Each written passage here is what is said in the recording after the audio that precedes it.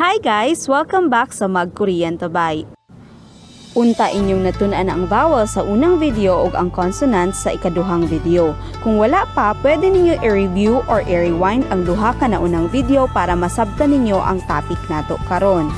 Ayaw kalimot sa pag-like ug subscribe sa atong channel para updated mo sa mga musunod nga videos. Karon, ang atong topic kay ang pagbuhat og syllables. Sa Romanized letters, kailangan og duha o tulo ka letters para makabuhat og isa ka syllables.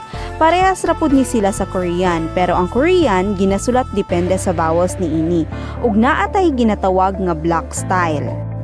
Mao kini ang upat ka block style sa pagsulat og Korean. Una, ikaduha, ikatulo, ikaupat. Pahinomdom, ang isulat sa tanang number 2 kay vowels lang, ug ang isulat sa tanang number 1 ug number 3 kay consonants lang pud. Inganion ang pagsulat sa consonants ug vowels sa block style pattern. Ang una ug ikaduha nga pamaagi kay para sa mga horizontal vowels. Ang ikatulo hangtod ikaupat nga pamaagi kay para sa mga naay vertical vowels. Karon, atong isa-isahon ang upat ka pamaagi. Una nga block style, nasa taas ang number 1 ug sa ubos niini ang number 2.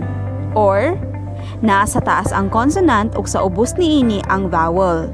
Sample nato ang letter iyong ug letter O. Anion pagsulat. Timan-i nga silent or walay sound sa initial ang letter iyong. Ang pagbasa niini kay O. Kining O, ang English translation ani kay 5 or 5 sa Bisaya.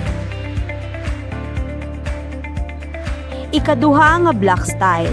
Nasa taas ang 1, sa ubos niini ang 2, ug naa sa ubos sa 2 ang 3. Or, consonant sa taas, vowel sa tunga, ug consonant sa pinakaubos. Sample nato ang letter shiyot, letter U, ug letter niyon. Anion pagsulat. Timan-i nga ang initial sound ni shiyot kay S ug ang final sound ni niyon kay N. Ang pagbasa niini kay sun. Kining sun ang English translation ani kay hand or kamot sa Bisaya. Ikatulo nga block style. 1 ug naa sa right side niini ang 2 or consonant ug naa sa right side niini ang vowel. Sample nato ang letter P ug letter E. Anion pagsulat. Timan-i nga ang initial sound ni letter P kay P or PH. Ang pagbasa niini kay P. Ug ang English translation ni P kay blood ug ang Bisaya translation niini kay dugo. Ikaupat nga block style. 1 ug naa sa right side niini ang number 2 ug naa sa ubos ang number 3. Or consonant, naa sa right side ang vowel ug naapoy consonant sa ubos. Sample nato ang letter miyum, letter A ug letter shiyot. Inganion pagsulat. Timan-i nga ang initial sound ni miyum kay M ug ang final sound ni shiyot kay T. Ang pagbasa niini kay mat. Ang English translation sa mat kay taste. Sa Bisaya, lasa. Ayaw kalimti ang mga sound value sa consonants. Sa initial sound value, middle sound value, ug final sound value. Karon mag-practice ta og basa. Ang una nga syllable na ay letter H, letter A, ug letter N. Ang ikaduha nga syllable na ay letter G, letter U, and letter L. Ang pagbasa niini kay Hangul or Korean language. Mag-practice tabay. Atong una nga praktisan kay ang letter K, A, N. Timan-i nga ang letter A kay vertically aligned. So ing-anion siya pagsulat. Ang pagbasa, kan. Ikaduha, ang letter B, O, ug B. Timan-i nga ang letter O kay vertically aligned, so ing-anion siya pagsulat.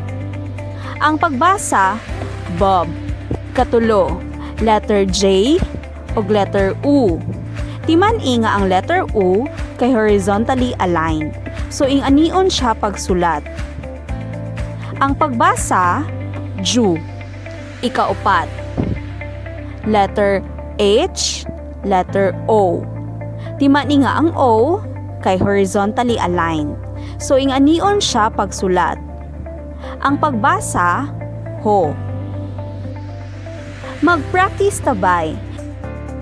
Timan-i nga ang letter iyong pag naa siya sa initial sa syllable or naa siya sa una sa syllable, wala ni siya sound or silent ni siya. So ang ato lang basahon kay ang bawal nga nagsunod niini o kung naay consonant, apilo natog basa.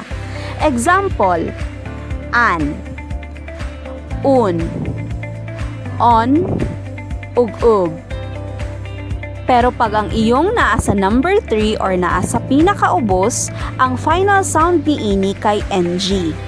Parihas sa walking. Examples, kang, bang, king, and kong. Ang letter iyong pwede nato ibutang sa number 1 ug number 3. Pero ang atong basahon lang kay ang number 3 or ang initial sound ani. Example, ang. Ug mao kadto ang pagbuhat og Korean syllable ug pagbasa sa mga Korean syllable. Para mahanas mo sa pagsulat ug pagbasa, palihog rewind sa video. Ayaw kalimot sa pag-like ug subscribe sa atong channel para updated mo sa mga musunod nga videos.